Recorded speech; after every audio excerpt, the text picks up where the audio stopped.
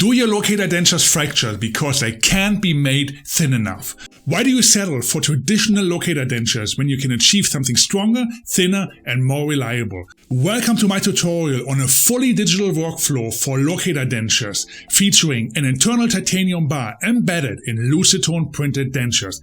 In this video, I will show you why this innovative approach is the future of locator denture fabrication. I will create a locator denture that is not only incredibly strong, but also thin enough to provide superior comfort for your patients. The process begins with an approved model that precisely represents the locator's position in the patient's mouth. Start with locator analogs from Zest, which fit easily into the polyvinyl impression. You can purchase locator impression copings from Zest as well. Snap these into the intraoral locators.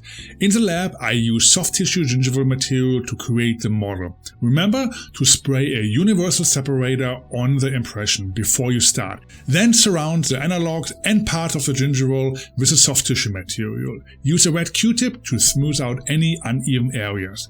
Zest offers scan flags that snap right onto the locator analogs. Ensure they are fully engaged before scanning the model. The 3-shape order form for scanning is straightforward, especially since I design everything in Exocad. Select one tooth and assign it as a temporary on the pre-prepped model. You also need an antagonist and a wax-up model. Make sure to select unsectioned. For better accuracy, use the preparation scan as a scan marker scan. The tissue scan can be assigned as a wax-up scan. Finally, ensure that the bite is scanned accurately. In this video, I won't dive into the details of the Exocad design workflow because I have already created a comprehensive workflow for the Conus denture with an internal bar. You can find the link of that video in the description. This video provides a high-level overview of the most important steps in the workflow. The key is the new library, available for free on my Patreon page for members. This library offers a seamless interface for the bar workflow, ensuring a superior fit of the housing into the bar. If you haven't watched the Conus Exocad video yet, I highly recommend it. In that video, I share valuable tips and tricks that can be applied to many other Exocad applications. If you're not a Patreon member already, I encourage you to join. Your support helps me to continue creating these videos and is the best way to support this channel. Also, if you haven't subscribed to my channel, now is the best time to hit that subscribe button, like the video, hit the notification bell to get updated on all future videos. On my Patreon page, I also offer a free library for support bars and Exocad dentures that prevent warping during curing. Simply place these files under attachments in your Exocad library folder. After the denture gingival part is printed and the teeth are milled, I snap the Zest locator metal housings onto the locator analogs on the model and check the fit of the denture base. The bar, expertly milled by alien milling, fits perfectly on the model. Their fast turnaround time and precision milling are exceptional. The whole concept is to create a stackable system where each component builds onto the next, making this process extremely accurate and straightforward. To prevent the light cure resin from sticking to the model base, I apply Vaseline all over the model, paying special attention to the area around the locator and locator housings. The PMMA teeth are sandblasted and carefully cleaned with a steam cleaner or in an ultrasonic bath. Then I place the denture base carefully on the model and use Dentsply Lucitone Digital Fusion Step 2 Light Cure liquid to fill the gap between the bar and the base. Be cautious not to overfill to avoid spillage. Any gaps can be filled later with additional resin after the bar is in place. Ensure not to fill the resin around the locator housings to prevent it from flowing into the gap. Finally, carefully place the bar onto the denture base and secure it for a good fit. With the bar in place, fill any gaps between the bar and the denture base with resin.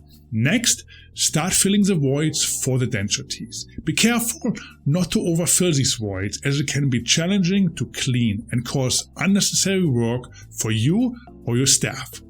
The gap between the teeth might look large, but it is designed with only 0.3 mm spacing in the posterior and anterior regions. Place each segment carefully into its assigned position and use a Q-tip to clean around the teeth, avoiding and removing any excess resin. You can tag cure between segments or wait until all segments are in position to cure. If you are proficient, curing at the end is fine, but if you are unsure, cure between each segment to avoid shifting of the teeth. After tag curing each tooth for 10 seconds, lift the denture base from the model while holding it on the support bars. Check for any voids that need to be filled on the basal surface. Place the base back on the model to avoid creating high spots. Then, place the denture in the Dentsply curing box inside the middle circle and let it fully cure for 1 hour. To cement the zest locator housings to the titanium bar, start by sandblasting the inside of the bar and applying metal primer to both the housing and the bar. Using dual cure cement, apply a coat inside the bar and onto the zest locator housings. Next, place the denture onto the model and ensure it's fully seated. The curing time is 7 minutes. To achieve a high aesthetic denture, I recommend making adjustments to both the gingival and the denture teeth. I always adjust both, and you can find detailed guidance in my full contour zirconia video. It's important to separate the teeth as much as possible using a fine diamond tip. Clean up any overspilled resin around the CJ areas. I use a carbide burr and carefully go around these spots. You can fine-tune the roots and free margins with the same burr. A grey rubber wheel smoothes out the gingival areas, preparing them for smoothing. Next, I ensure the occlusion is spot on in the articulator and make any necessary adjustments. My good friend Robert Cryer recommended a secret sauce for polishing, which is a mix of pumice and mineral oil. Using the secret sauce, I pre-polish the teeth and interproximal areas with a soft Robinson brush. The lace is excellent for polishing large areas, but can also remove details if you are not careful. For the best high shine finish, I recommend using Universal Polishing Paste by Ivoclar. Apply a light coat to the denture and let it dry for about a minute. This paste leaves a high gloss shine without being too aggressive, unlike other metal or plastic polishing abrasives. Using a clean soft polishing wheel, apply light pressure and carefully move the appliance around, securing it firmly with both hands. After polishing, steam clean the appliance and place it in the ultrasonic bath. For exchanging the locator male inserts, Zest offers an excellent tool that I highly recommend to anyone working with locator dentures. Finally, double check the occlusion one last time and make any necessary adjustments. This method is a game changer for designing and fabricating thin, strong locator dentures. Not only will they last much longer, but they will also set you apart from the competition.